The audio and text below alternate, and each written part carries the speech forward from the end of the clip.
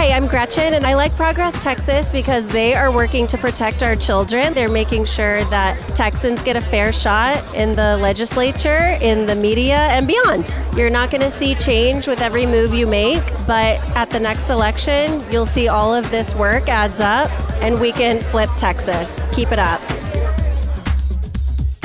It's Tuesday, March 31st, 2026, and this is the Progress Texas Daily Dispatch, rapid response on the breaking news stories Texas progressives need to know.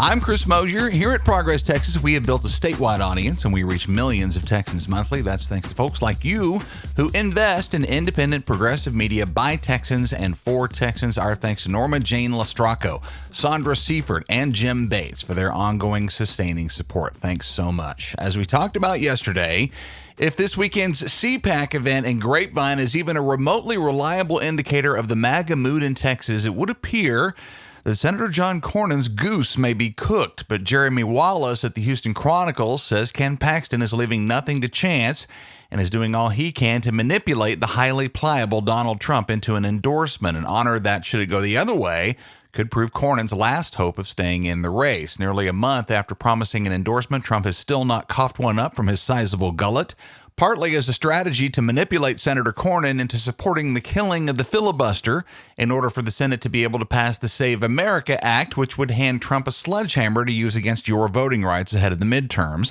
Mission accomplished on that manipulation. The runoff is now 60 days away, and Ken Paxton has been actively lobbying Trump very directly. He recently attended a gala at Mar-a-Lago and reportedly chewed the fat with Trump in person, and yes, that's quite a visual.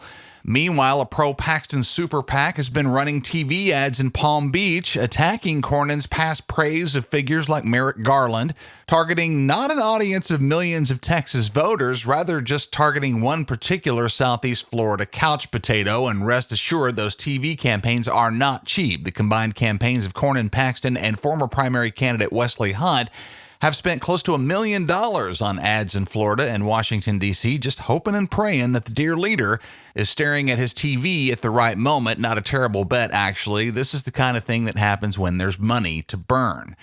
Speaking of which, we've also been spending some time on Beau French lately, former Tarrant County Republican Party chair and current Republican candidate for Texas Railroad Commission. And let me pause for just a moment to assure you, dear listener, that here at Progress Texas, we are conscious of veering into character assassination or targeted personal hyperbole. We do believe that most people are at their hearts good people, however media-addled or misinformed they might be. But we think it's safe to say that Beau French is a genuinely, demonstrably bad person.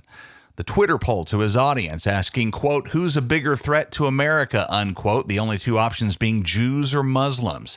Both Lieutenant Governor Dan Patrick and John Cornyn called for French's resignation over that one. His prediction that people having their SNAP benefits slashed would, quote, "chimp out," a clear and disgusting racial slur. His accusations of, quote, "furthering jihad," unquote, against Texas State Representative and Muslim Salman Boujani. Common and casual slurs regarding intellectual disability, LGBTQ identification, even against women in general. To anyone with a soul, this guy sucks, which notably has not stopped the usual suspects out in West Texas from pouring huge amounts of oil money into Beau French's bank account. Carlos Nogueras Ramos of the Texas Tribune writes that a PAC calling themselves the Texas Freedom Fund for the Advancement of Justice, backed by West Texas oil billionaires Tim Dunn and Ferris Wilkes, have provided over half of Beau French's campaign funding in his run for Texas Railroad Commission to the tune of $375,000. French has used that cash not to convey his thoughts on the commission's role in regulating Texas's massive energy sector, but instead to stick to his normal lane of hateful rhetoric against Islam, the Chinese Communist Party, and beating the drum against DEI. Nothing about energy industry-specific issues like abandoned wells or wastewater or anything else, because Beau French doesn't appear to know much about that stuff. For Beau French and his billionaire backers, hate is the name of their game, and they are all in. Beau French is up against incumbent Railroad Commissioner Jim Wright in the May 26th primary runoff. And it's not just Beau French, of course. Hating on Muslims, as we've been talking about lately, is very much central to the Republican playbook for this election. And Congressman Chip Roy is all in, too, in his run for Texas AG. Molly Wilhelm at the Houston Chronicle says Roy is facing intense backlash from normal people anyway, after a Twitter post calling for, quote, "no more Muslims," unquote. Rhetoric that some critics are saying is direct violation of Roy's oath as a congressman to support and uphold the U.S. Constitution, specifically the First Amendment's guarantees of religious freedom. Of course, this is all academic to Republicans these days and just adds to the stuff that Chip Roy's already been saying and posting in reference to, quote, Muslim immigrant violence, unquote, as a pretext to bring a complete stop to all inbound immigration to the U.S. Roy also leads the Sharia-Free America Caucus, a group that displays its bigotry right there in its name. Chip Roy faces State Senator Mays Middleton and his Silver Spoon in the primary runoff for the GOP nomination for Texas Attorney General, also on May 26th.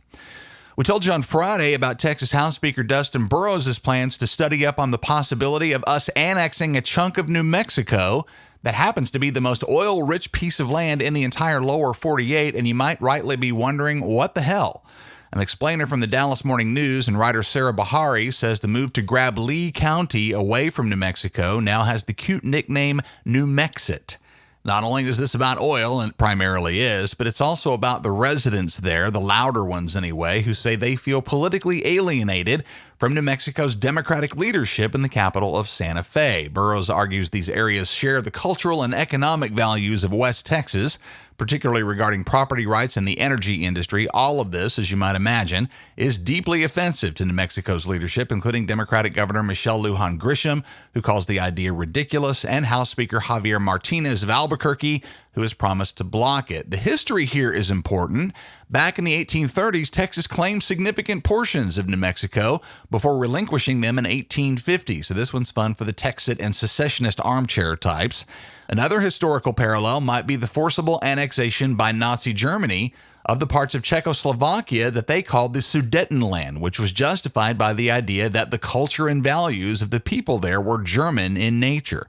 Just so happens that area also contained valuable border fortifications and significant industrial resources that left Czechoslovakia defenseless and broke after the Germans took it from them. Lee County, New Mexico, represents over half of New Mexico's petroleum output.